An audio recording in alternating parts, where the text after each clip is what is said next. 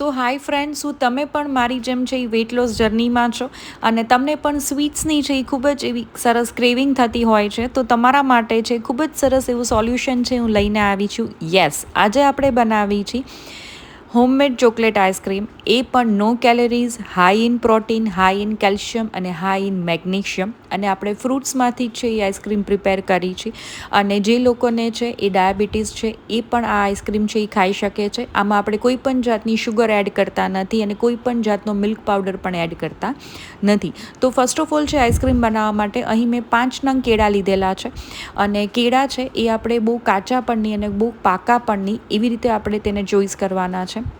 ત્યાર પછી તેને આગળનો અને પાછળનો પોર્શન છે એ આપણે કટ કરી લઈએ છીએ અને તેને સાઈડ કરી દઈએ છીએ અને તે કેળાને છે એ આપણે રફલી ચોપ કરી લઈએ છીએ. તો ફ્રેન્ડ્સ, આ આઈસ્ક્રીમ છે એ સમરમાં ખરેખર છે એ ટ્રાય કરવા જેવી વસ્તુ છે અને જે લોકો મારી જેમ હેલ્ધી ખાવાનું પસંદ કરે છે તેના માટે બેસ્ટ ઓપ્શન છે.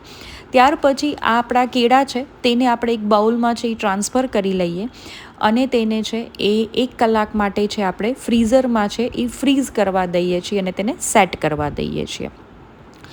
ત્યાર પછી 1 કલાક પછી છે આપણા કેળા છે એ આ રીતે તૈયાર છે.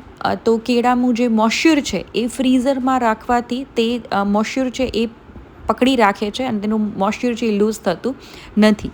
હવે આ સ્ટેજે છે તેની અંદર છે હું અરાઉન્ડ 1 કપ છે અહીં મેં એપલ લીધેલા છે, તેને પણ મેં તેની છાલ ઉતારી અને તેને રફલી ચોપ કરી અને 1 કપના માપથી અહીં મેં એપલ લીધેલા છે. ત્યાર પછી અડધા કપના માપથી અહીં મારી પાસે રોલ્ડ ઓટ્સ આવેલા છે તે મેં એડ કરેલા છે અને આ ઓટ્સમાં છે કોઈ પણ જાતની ફ્લેવર છે નહીં. ત્યાર પછી 1/4 કપ છે એ મેં કોકો પાવડર લીધેલો છે, તમે ચોકો પાવડર પણ લઈ શકો છો. ત્યાર પછી 1 કપના માપથી અહીં હું દૂધ છે એ એડ કરું છું અને દૂધ છે એ નોર્મલ ટેમ્પરેચર પ્રમાણે જ આપણે લીધેલું છે. ત્યાર પછી આની અંદર હું 2 ચમચી છે એ બ્રાઉન શુગર છે એ એડ કરું છું. તમારી પાસે છે એ બ્રાઉન શુગર અવેલેબલ ન હોય તો તમે 2 ચમચી છે એ હની પણ એડ કરી શકો છો. અને ત્યાર પછી 1.5 કપ છે એ હું કાજુ અને બદામ છે એ પણ મેં લીધેલા છે અને હું એડ કરી દઉં છું. આમાં તમે કોઈ પણ જાતના ડ્રાયફ્રૂટ્સ છે એડ કરી શકો છો. ત્યાર પછી તેને મિક્સરની મદદ વડે તેને આપણે પીસી લઈ છીએ. તો તમે જોઈ શકો છો કે આપણું ટેક્સચર છે એ ખૂબ જ સરસ આવી ગયું છે. ત્યાર પછી તેને એક બાઉલમાં છે હું ટ્રાન્સફર કરી લઉં છું અને જે બાઉલમાં આપણે આઈસ્ક્રીમ સેટ કરવો હોય તે જ બાઉલમાં આપણે ટ્રાન્સફર કરી લઈએ છીએ અને તેને સેટ કરી દઈએ છીએ. તો ફ્રેન્ડ્સ, આ રીતે છે આપણે તેને પોર કરતા જઈએ છીએ અને તેને સેટ કરતા જઈએ છીએ. ત્યાર પછી આ આઈસ્ક્રીમને છે હલાવી અને તેનો એર છે, એર બબલ છે એ આપણે રિલીઝ કરી દઈએ છીએ અને આને છે આપણે મિનિમમ 7થી 8 કલાક છે એ ફ્રીઝરમાં છે એ સેટ થવા દઈએ છીએ. ત્યાર પછી આને છે આપણે સેટ કરી દઈએ છીએ અને ફ્રીઝરમાંથી છે એ 8 કલાક પછી મેં આઈસ્ક્રીમ છે એ બહાર લીધેલું છે. ત્યાર પછી તેની ઉપર છે હું કાજુ છે એના પીસીસ છે એ એડ કરું છું.